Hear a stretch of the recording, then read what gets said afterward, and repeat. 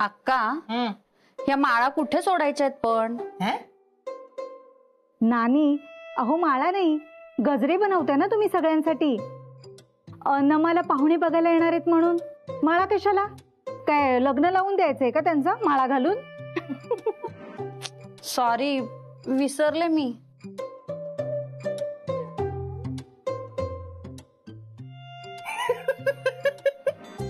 काय ग नाने, खरंच माळ केलीस की तू? आता हे असे कापून गजरे कर. कात्री आहे त्याच्यासाठी. हो. बाई, चहा पोहे तयार आहेत. मोठे बाई, काय आप्पा बघायला येणार आहेत का परत आज तुम्हाला? अहो, आज पोहे नमानं बनवायचे. असू दे घरात ना, आधीच पोरगी बिथरली, कशी बशी पाहुण्यांसमोर यायला तयार तरी झाली ती. वा ग बयो, जेव्हा मला स्थळ येणार होतं बघायला तेव्हा आठवडाभर माझ्याकडून पोह्याची रेसिपी गिरवून घेतली होतीस आणि मलाच पोहे बनवायला लावले होते. आहे ना लक्षात? काय? हो बाई आजी, आठवडाभर एक रेसिपी, ती पण पोह्यांची? हो ना. अगं पक्क लक्षात आहे माझ्या. त्यानंतर महिनाभर कोणी पोह्यांकडे पाहिलं सुद्धा नव्हतं.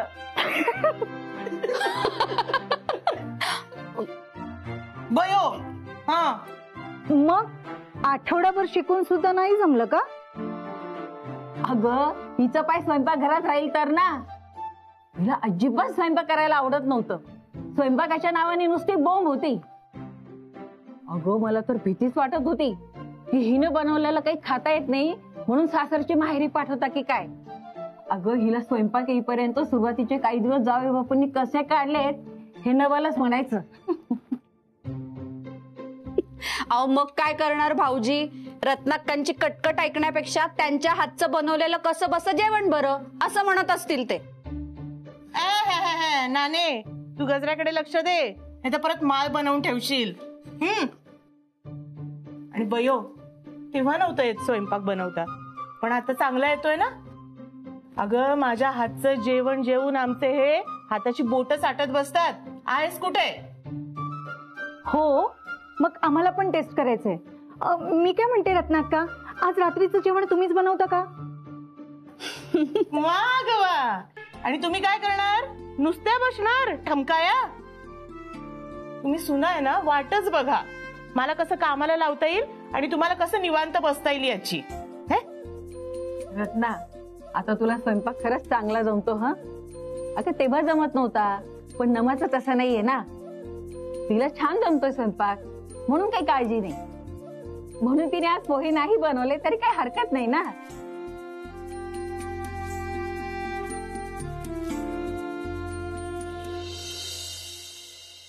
आम्हाला जर तुमच्या रिक्वायरमेंट्स कळाल्या तर आम्ही तुम्हाला इन डिटेल्स मध्ये देऊ शकू.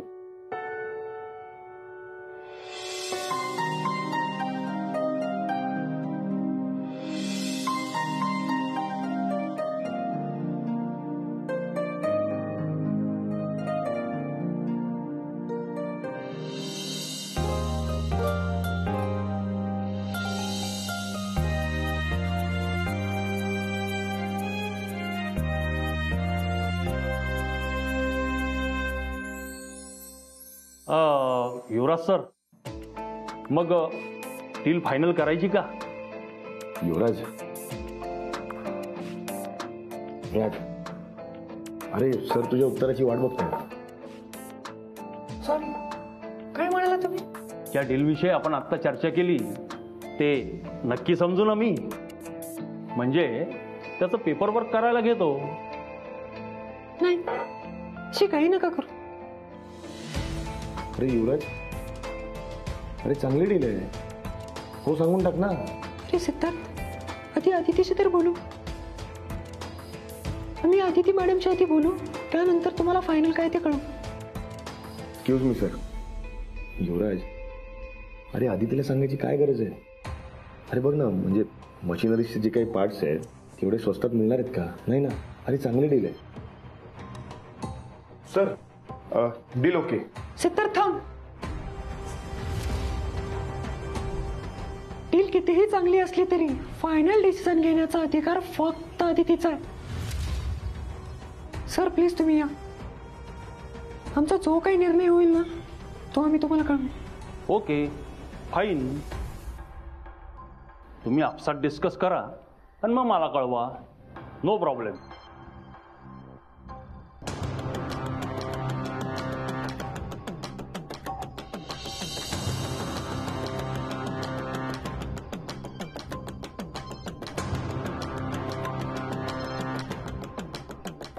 सिद्धार्थ काय करतोस ते? हे बघ आदितीने आपल्याला मीटिंग लीड करायला दिली आहे. याचा अर्थ असा नाही की आपण परस्पर कोणताही निर्णय घ्यायचा. हे बघ आदितीच्या परमिशन शिवाय आपण कोणताही निर्णय घेऊ नाही शकत. ए मला शिकवू नकोस. डील चांगली होती. फॅक्टरीचं काही नुकसान होत होतं का? अरे पण डील हातातून गेली कुठे? आपण आदितीला विचारून फायनल करू ना. हे बघ रूल प्रमाणे आपण केलंच पाहिजे आणि प्रत्येक डिसिजन मध्ये आदितीची परमिशन घेतलीच पाहिजे. ए देशमुख इंडस्ट्रीचे रूल तुम्हाला सांगणार आता? अरे तात्यांनी अधिकार काय हातात दिले? तू तर स्वतःला देशमुख इंडस्ट्रीचा मालकच समजायला लागलायस. एक गोष्ट लक्षात ठेव.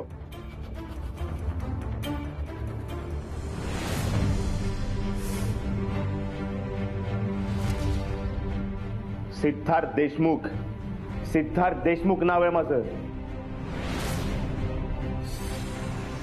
आणि देशमुख या नात्यानं आज न उद्या हे सगळं माझ्या नावावरच होणार आहे. आणि देशमुख इंडस्ट्री, या देशमुख इंडस्ट्रीचा मालक सुद्धा मीच असणार आहे. आणि तू नोकर आहेस आणि नोकरच राहणार आहेस. तू जे काही उडतोयस ना आता की या फॅक्टरीचा सीईओ आहेस म्हणून, तर ही सीईओ पोस्ट तुला कोणी दिली ना हे विसरू नकोस. ही पोस्ट तुला मी दिली आहे, मी. त्यामुळे आपली पायरी ओळखून वाग. हे बघे फोन उचल आणि त्याला फोन करून सांग की डील फायनल आहे म्हणून. नाही, मी आदितीच्या परमिशन शिवाय कोणताही निर्णय घेणार नाही. काय रे सारखं तुझं आदिती आदिती आदिती? आदिती अजून तुझ्या मनातून गेली नाही वाटतं. सिद्धार्थ आवाज चढून बोलायचं नाही माझ्या बरोबर. तू आदितीला एवढा इम्पॉर्टन्स का देतोस रे? अरे ती तर तुला काहीच इम्पॉर्टन्स देत नाही म्हणून तुला दोनदा नाही म्हणाली. सारखं आपलं आदिती आदिती आदिती. आणि आता आदिती नाही तर नमा. अरे सिद्धार्थ काय बोलतोस तू? अरे तेच बोलतोय. तू नमाच्या मागे नाहीयेस. अरे हो, श्रीमंत मुलींना कसं पटवायचं हे तुला चांगलंच जमतं ना. म्हणूनच देशमुखांची मनं जिंकतोयस ना. म्हणूनच इथे मुक्काम ठोकू नयेस की सारखं नमाच्या मागे पुढे फिरता यावं म्हणून. तोंड सांभाळून बोल. तुला मी एकदा सांगितलंय, माझ्यावर आवाज चढून बोलायचं नाही, आवाज खाली ठेवून बोलायचं. देशमुख इंडस्ट्रीमध्ये घुसलायस, पण देशमुखांच्या घरात मी तुला घुसू देणार नाही. आणि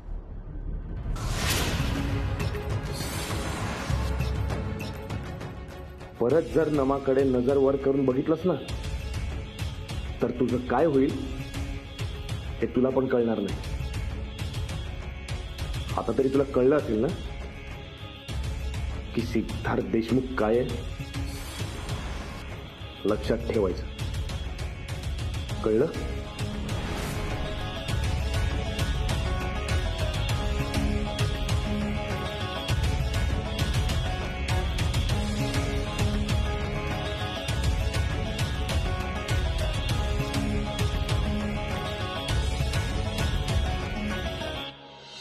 तर हे आमचं सगळं कुटुंब. अर्थात त्यात सगळे नाही आहेत, कामावर गेलेले आहेत, पण आपली बोलणी पुढे गेली तर त्यांची भेट होईलच नंतर. हो हो होईल ना नक्की होईल. अहो देशमुखांना गुळपोळीत खूप मान आहे बरं. या गावात तात्यांचा शब्द कोणी खाली पडू देत नाही.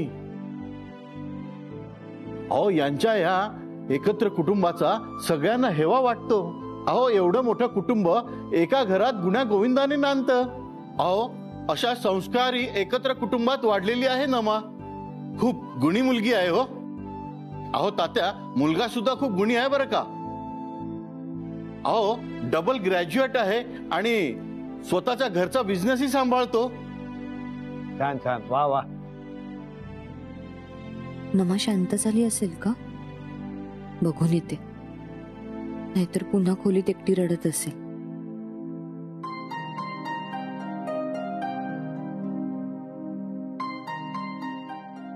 आणि हो, आमची नमा सुद्धा पोस्ट ग्रॅज्युएशनची शेवटची परीक्षा देतीये आणि अभ्यास सांभाळून कंपनीचं काम पण करतीये.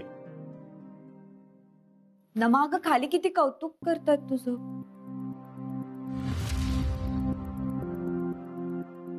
नमा, नमा कुठे गेली ही?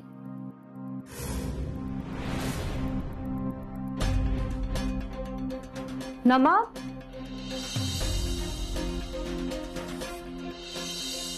पण नाहीये.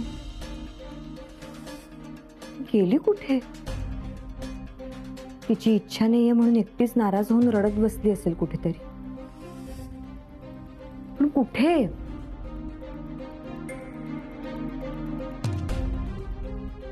गच्चीवर?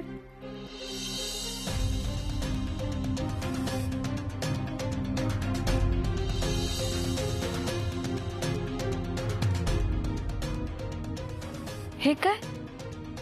इथे पण नाहीये नमा. कुठे शोधू आता हिला? खाली बोलावतील सगळे नमाला, तेव्हा काय सांगू मी? कुठे शोधायचं या मुलीला आता?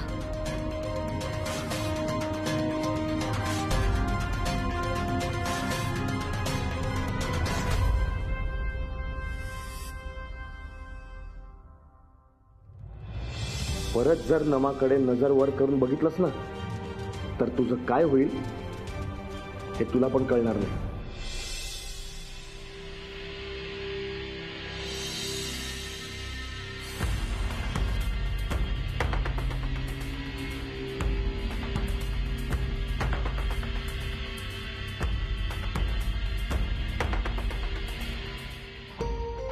नमा, तू इथे काय करतेस?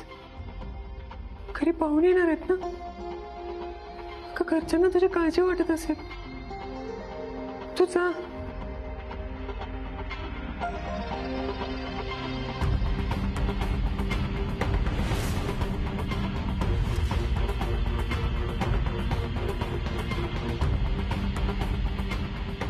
नमा,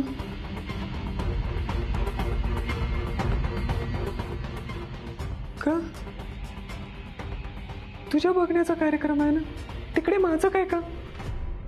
नमा, तू जा, तू प्लीज जा. तू तिकडे असली पाहिजेस.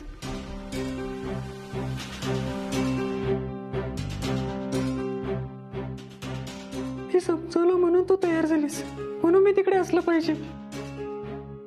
नमा, हा काय हट्ट आहे? मी लपून नाही बसलो. मला काम आहे इथे. तू जा ना प्लीज.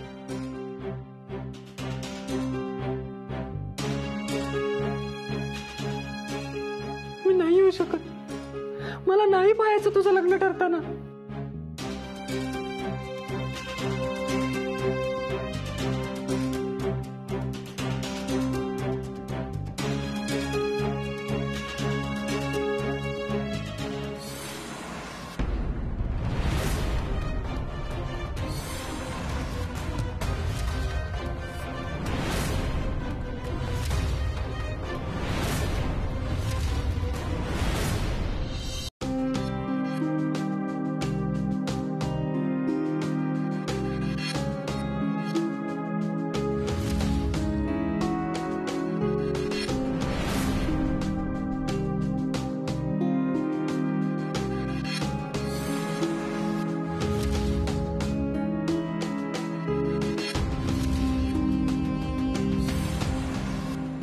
नमा, इथे काय करतेस तू?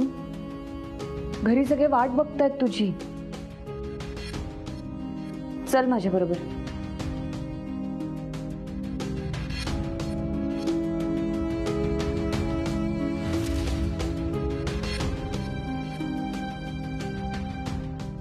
नमा बाळा, अगं नको ना हट्ट करूस. तुला फक्त त्या पाहुण्यांना भेटायचंय, लग्न नाही करायचं लगेच तुला.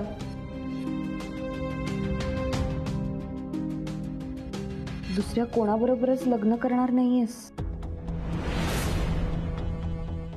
म्हणजे?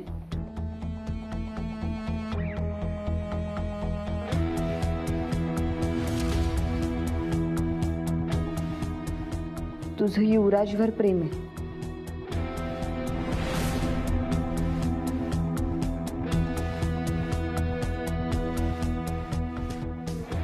आणि त्याचं सुद्धा तुझ्यावर प्रेम आहे.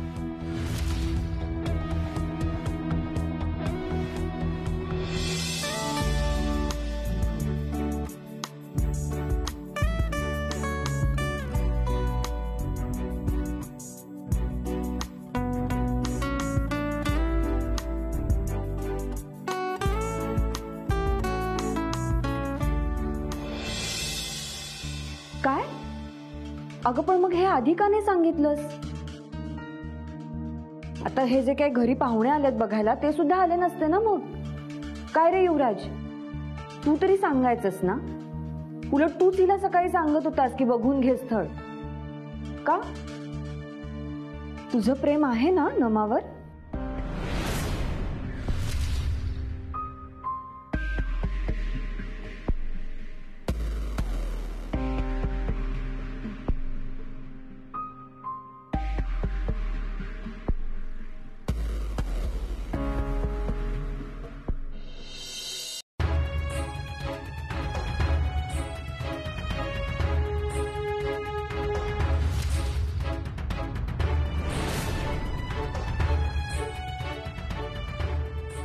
युवराज, असं गप्प नको राहूस.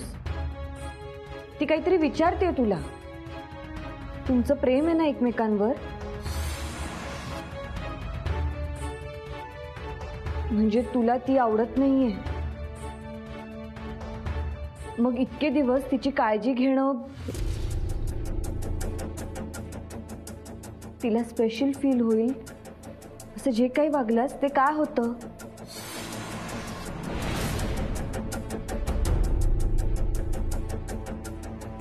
युवराज, बोल काहीतरी, असं गप्प नको राहूस. काय विचारतीये ती?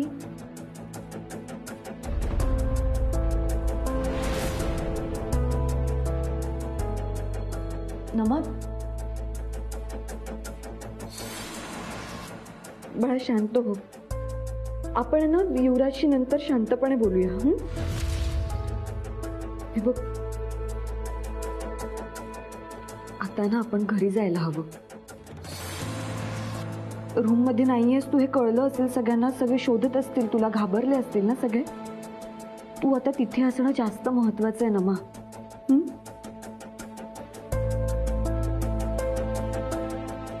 नमा, आपण जर तिथे वेळेत नाही ना पोहोचलो तर देशमुख कुटुंबाचं नाव पणाला लागेल ना.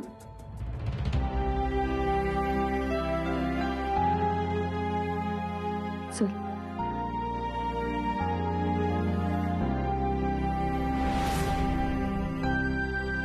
नमा, चल.